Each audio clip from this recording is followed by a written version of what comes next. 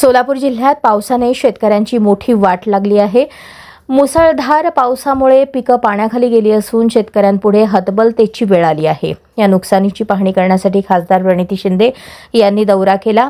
शेतकऱ्यांशी संवाद साधत त्यांनी त्यांच्या समस्या जाणून घेतल्या आणि शासन स्तरावर मदत मिळवून देण्याचं आश्वासन दिलं। शेतकऱ्यांच्या डोळ्यात अश्रू आणि पिकांचं झालेलं नुकसान यामुळे हृदय पिळवटून टाकणारं दृश्य पाहायला मिळालं। या पाहणीनंतर शेतकऱ्यांच्या तातडीच्या मदतीचा प्रश्न अधिक गंभीर बनला आहे।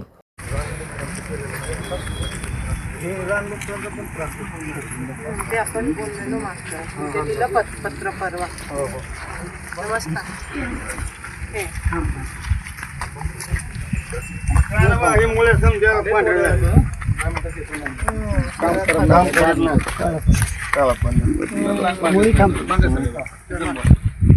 नमस्कार। सगळं उद्ध्वस्त काय पाणी आहे काय मॅडम? किती आहे? 1.5 एकर। आणि ते बाकी तुमच्या आताच उघडलं। ही तुमची दुबार होती का पहिली? पहिली वर आहे सगळं कांदा पेरलं, कांदा उगवू दिलं।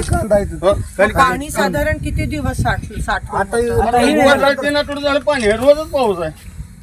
ठीक आहे, पाणी संपूर्ण रानात पाणी आहे। एवढ्याशा पावसाने कसं काय?